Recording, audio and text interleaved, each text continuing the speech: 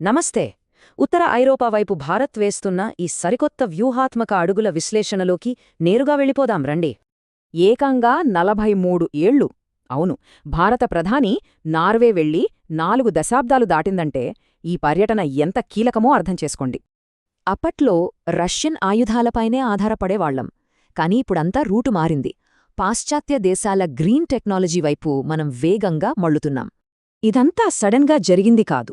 Europe అంతటా ప్రధాని చేసిన ఈ వరస దౌత్య పర్యటనల వెనుక చాలా పెద్ద వ్యూహమే ఉంది. చూడండి, ఈ 5 నార్డిక్ దేశాధినేతల్ని కలవటానికి ప్రధాన కారణం డిజిటల్, రక్షణ, గ్రీన్ ఎనర్జీ రంగాల్లో వాళ్లకున్న స్పెషాలిటీనే. ఎందుకిలా జరుగుతోందంటే అమెరికా చమురు సుంకాలు, గ్లోబల్ ఇంధన సంక్షోభాల వల్ల మనకు ఈ మార్పు ఖచ్చితంగా అనివార్యమైపోయింది. ఇక్కడ అసలు మ్యాటర్ ఏంటంటే ఏకంగా $100 బిలియన్ భారీ విదేశీ పెట్టుబడులు రాబోతున్నాయి. అద్భుతం కదూ! ఈ భారీ పెట్టుబడుల ప్రవాహంతో ఏమవుతుందో తెలుసా? మన దేశంలో ఏకంగా 10 లక్షల కొత్త ఉద్యోగాలు రాబోతున్నాయి. నోకియా, వోల్వో లాంటి ఐరోపా దిగ్గజాలు ఇప్పటికీ మన పారిశ్రామిక, షిప్పింగ్ రంగాల్లో చాలా భారీగా పెట్టుబడులు పెడుతున్నాయి. ఈ ఇంధన సంక్షోభాలకు గ్రీన్ టెక్ ఆవిష్కరణలే ఇన్స్టెంట్ సొల్యూషన్ అని నిపుణురాలు గరిమా మోహన్ చాలా స్పష్టంగా చెప్తున్నారు.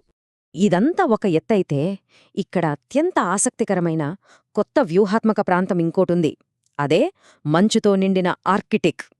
ఆర్కిటిక్తో మనకు బార్డర్ లేకపోయినా సరే ఏకంగా 100 ఏళ్లుగా అక్కడ మన సైంటిఫిక్ రీసెర్చ్ అమాంతం పెరుగుతూనే ఉంది.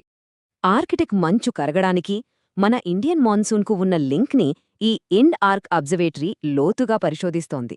చైనా ఎకనామిక్ ప్రభావాన్ని చెక్ పెట్టటానికి ఈ కొత్త షిప్పింగ్ రూట్లను అనుసంధానించడం ఇప్పుడు మనకు ఎంతో కీలకం.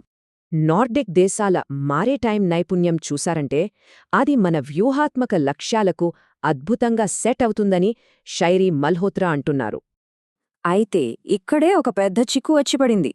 రష్యా రూపంలో ఒక అత్యంత సంక్లిష్టమైన దౌత్యపరమైన ప్రశ్న ఎదురవుతోంది.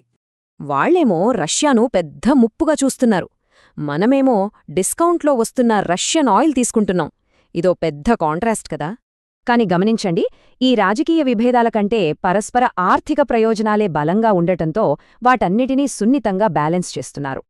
పాశ్చాత్య దేశాలతో పొత్తులు పెట్టుకుంటే అటునుంచి మన ఇంటర్నల్ పాలసీలు, మానవ హక్కుల మీద కూడా స్క్రూటినీ పెరుగుతోంది. అందుకే కదా మైనారిటీల హక్కుల గురించి డచ్ ప్రధానమంత్రి ఓపెన్గానే తన ఆందోళనలు వ్యక్తం చేశారు. దానికి మనం కూడా తగ్గలేదు. కేవలం సరైన అవగాహన లేకపోవడం వల్లే ఇలాంటి ప్రశ్నలు వస్తున్నాయని భారత్ స్ట్రాంగ్గా బదులిచ్చింది. ఇన్ని విభేదాలున్నా ఫైనల్గా అత్యున్నత టెక్నాలజీ డీల్స్, కొత్త గ్రీన్ స్ట్రాటజిక్ పార్ట్నర్షిప్ సాధించడంలో భారత్ సక్సెస్ అయింది. దీన్ని బట్టి ఏమర్థమవుతోంది? పాతకాలపు విభేదాల కంటే ఎకనామిక్ అండ్ టెక్నాలజీ అవసరాలే ఇప్పుడు గ్లోబల్ పాలిటిక్స్ని శాసిస్తున్నాయి. మరి ఆర్కిటిక్, నార్డిక్ అంతతో సాగుతున్న ఈ ఈస్ట్ వెస్ట్ బ్యాలెన్సింగ్ యాక్ట్ని భారత్ ఎన్నాళ్లు విజయవంతంగా కొనసాగించగలదు అంటారు?